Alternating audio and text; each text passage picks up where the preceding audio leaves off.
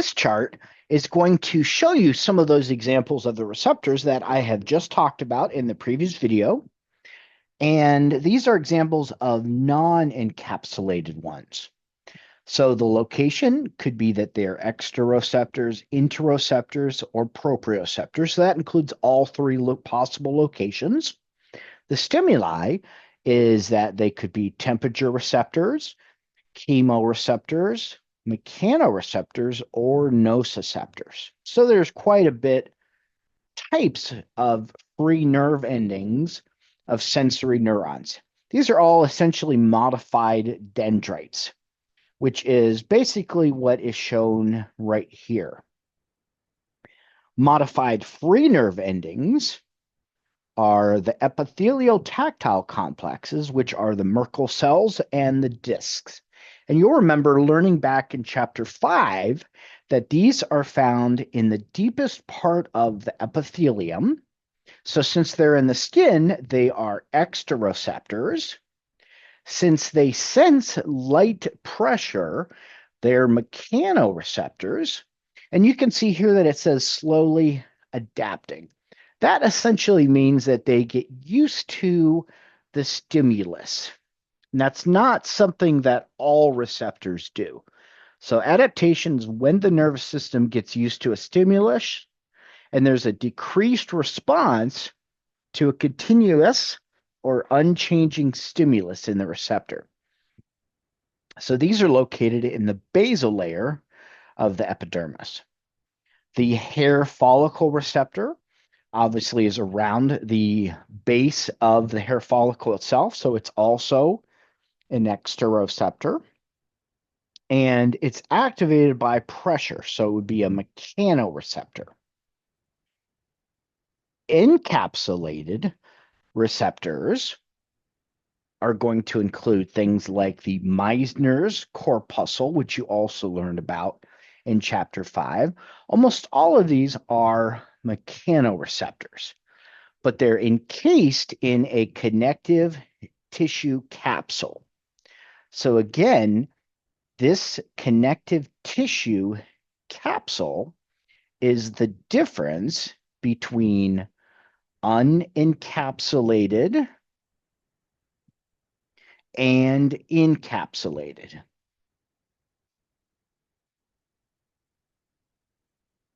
So you should know the difference between the two. So we have the tactile or the Meissner's corpuscle that we've already talked about. It's involved in discriminative touch, which was something you learned about back in chapter 12, had to do with the post-central gyrus in kind of identifying where the stimulus is coming from different parts of the body. So these Meissner corpuscles are found just below the skin. There's also the lamellar or the Pacinian corpuscles, and these are in the deep dermis, and they really require deep pressure to be able to activate them. The last three are proprioceptors. There's muscle spindles, tendon organs, and joint kinesthetic receptors. Our next slide shows the chart with these listed on them. So we see the Meissner's corpuscle here.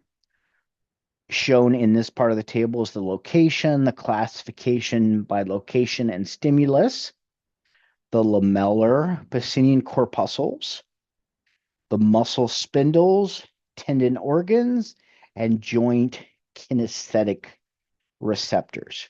You'll notice that I did not highlight the bulbous corpuscle because you're not responsible for it. So you can go ahead and cross off this specific row. So let's talk about sensory processing. So survival of an organism first depends on sensation. That's going to be the awareness of changes that occur both in the internal and external environment. If the organism is never aware of the change, they can't respond to it. The way this works in humans is with what's called the somatosensory system. So again, when we look at this word and break it into pieces and parts, soma refers to body, sensory refers to input, which means afferent. So it's sensory information that's serving the body, wall, and limbs. And it receives input from the receptors that we just talked about, the exteroceptors, proprioceptors, and interoceptors. And remember, these terms refer to the location. So keep in mind there were three different characteristics that kind of define the different types of receptors. When that input is relayed towards the head, it's processed along the way. When it gets to the brain, we now have perception.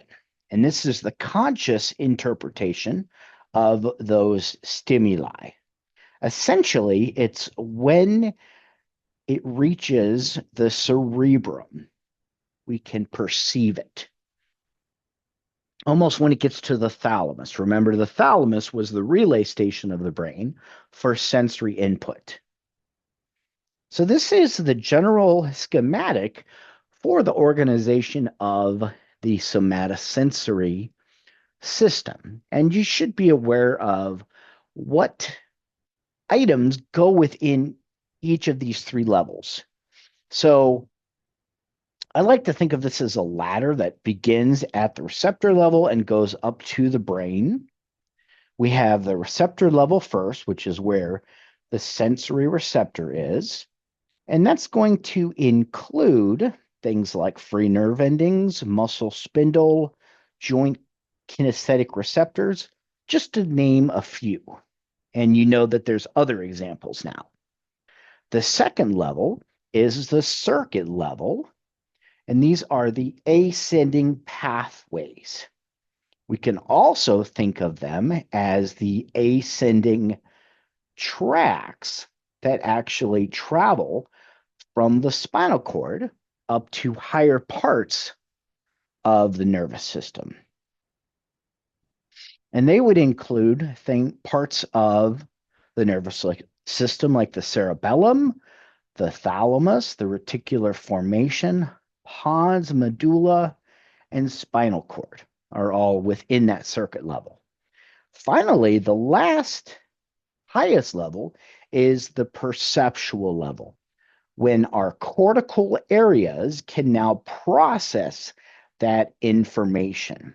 And they include the somatosensory cortex, as well as other regions of the brain, like the motor cortex.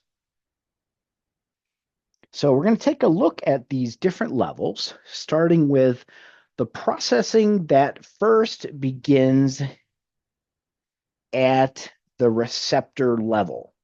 So first, there's got to be a generation of signal. So for sensation to occur, the stimulus needs to excite the receptor, and the action potential must reach the central nervous system. So it's not an action potential yet.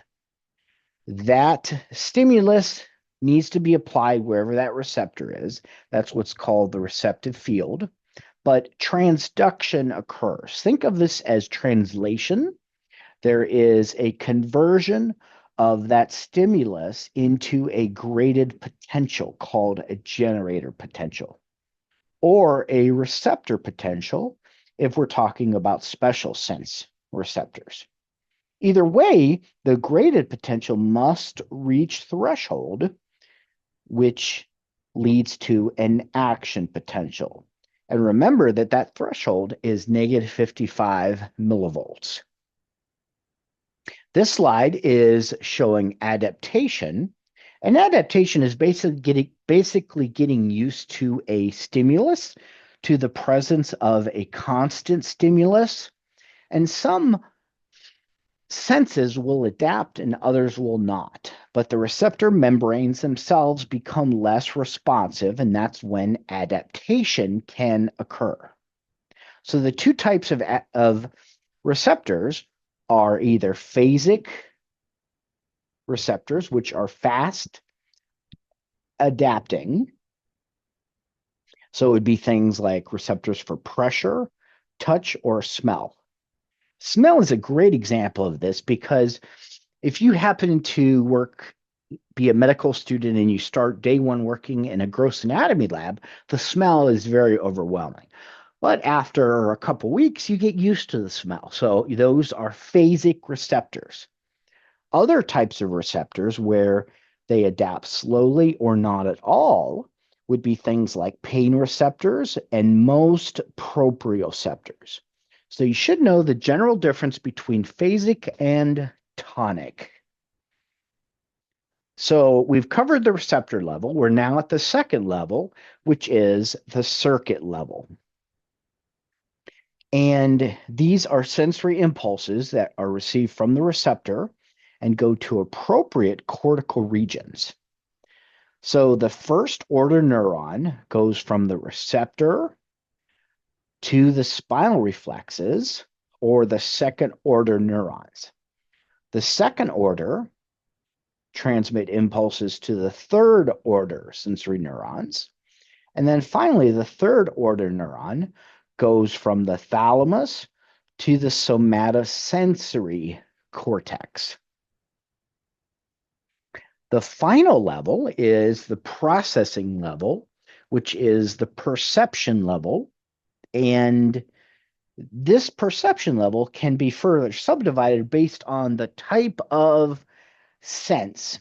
There could be perceptual detection, magnitude estimation, spatial discrimination, feature abstraction, quality discrimination, or pattern recognition, where we recognize a certain melody in a piece of music. Quality discrimination would be something like a submodality of a sensation.